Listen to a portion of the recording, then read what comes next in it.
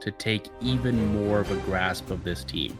Because him and Marner kind of came in together, and I think Matthews was the correct choice, obviously, over Marner to give the keys to the kingdom to, give him the captaincy. But I wonder if deep down Matthews felt almost awkward or like he was stepping on toes, because they were kind of even, in terms of leadership-wise. They came in at the same time. They both grew up together, have had success together. I wonder if he felt like he held himself back a little bit from a leadership perspective when Mitch Marner was there.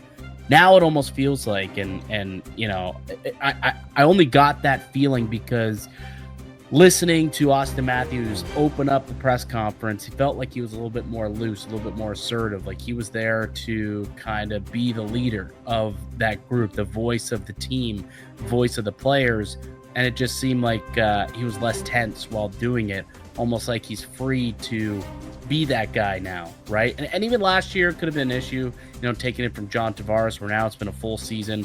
It's no longer an issue, but that was a thing that kind of went through my mind now. With Mitch being gone, does that allow Austin to maybe be a better leader as well? I think even just vocally in the room too, like everyone Right. talked about how much Mitch was Controlled the music, right? Mitch controlled the music. He was around all the time. He was very talkative. Like there's did a lot of like the off ice, events that the team did, right? They already organized quite a few things. Like I think certainly there were players who gravitated towards Mitch, and Austin probably had a bit of respect for the fact that he's the franchise center, but maybe he felt also Mitch was an equal in terms of responsibilities and things like that, and having a voice as well. I do hope that with everything that's been going on, Matthews is obviously he's brought up how it's it's a tough thing to lose someone like Marner, but at the same time he's kind of talked about moving on as well, and he's I think he understands that he has to be the one to, in a way, turn the page. Yep, and he's got to lead it, right? He's the captain, so he does have to lead the charge in the post-Marner era of the Toronto Maple Leafs. All right, when we come back, Tree Living spoke about the camp battles that will be ensuing. More bodies than there is seats, alluding to the depth that the team has. So we'll get that quote, his thoughts on Easton Cowan and his chances to make the team, and Anthony Stolarz apparently setting a deadline for contract extension talks. We'll tell you about that next on the Locked On Leafs podcast, part of the Locked On Podcast Network. It's your team every day. Most people can't name all their financial institutions, their accounts, or even what they're worth, whether it's 401ks, properties, or investments. And when you don't have the full picture, you end up leaving money on the table. That's why there is Monarch Money. It's an all-in-one personal finance tool that brings your entire financial life together in one clean, easy-to-use interface on your laptop or your phone. Monarch is built for people with busy lives. If you put off organizing your finances, Monarch is for you. It does all the heavy lifting. You can link all your accounts in minutes, see clear data visuals, get smart categorization of your spending, and finally feel control of your money without ever touching a spreadsheet. And honestly, it might be tough to figure out where all your money is going if you have a bunch of different subscriptions and different bills you're paying for, and you're wondering, why am I spending so much each month? Well, Monarch allows you to take a look at all that, put it into different categories, and find ways to save. So don't let financial opportunities slip through the cracks. Use code LOCKEDONNHL at monarchmoney.com in your browser for half off your first year.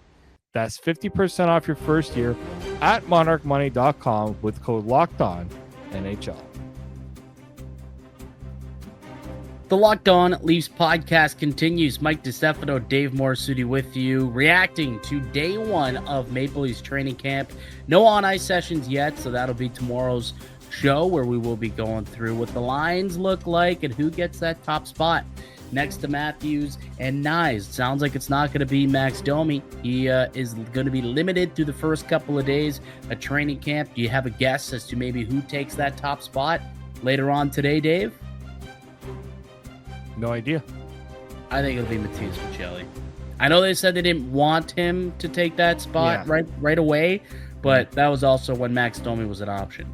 Now that he's not an option, that's the next best, I would think.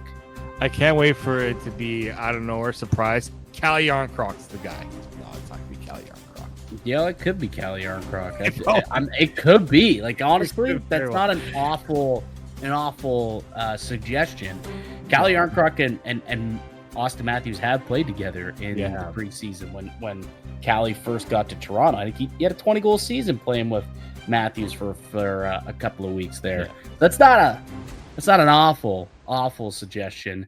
No. But maybe Easton Cowan, maybe Nick Robertson. Maybe it's an opportunity for them to get Nicky Bobby, give him the first crack, give him the first shot as a veteran, a guy who's been there for a while to earn his keep, earn a role there. So I think there's going to be options. I'll be curious to see what that looks like. So make sure you check back tomorrow. We'll dissect what the on-ice product looks like and who gets the first shot to play with Austin Matthews and Matthew Nyes, and what the rest of the lineup looks like moving forward as we get through day number 1. So Brad Treliving was talking about how there's more bodies than seats. More bodies than seats this year, and that's alluding to the amount of competition he expects at camp. That top spot is a perfect example of the competition that will be ensuing. But there's a lot of bottom 6 players, a lot of depth players this season. There's more than 23 NHLers, I would say, on this roster. So it's going to be an important camp, and to me, competition brings the best out of people. I'm expecting a hard, grueling camp, specifically for some of those guys in the bottom 6, trying to prove that they're worthy of that opening night roster spot. Yeah, and he went on to say, like, doesn't matter if you're 20 years old or you're 35 years old. If you're contributing, you find a way to give us a good chance, you're going to make the team. Yep. And I know that was obviously a mention of Easton Cowan there. Craig Berube was not as enthused with kind of that idea, if you kind of just from how I kind of heard him talk about it. But I think it's the first season where I feel like there's going to be some very tough decisions that are going to have to be made in terms of players being put on waivers. Players are going to be told,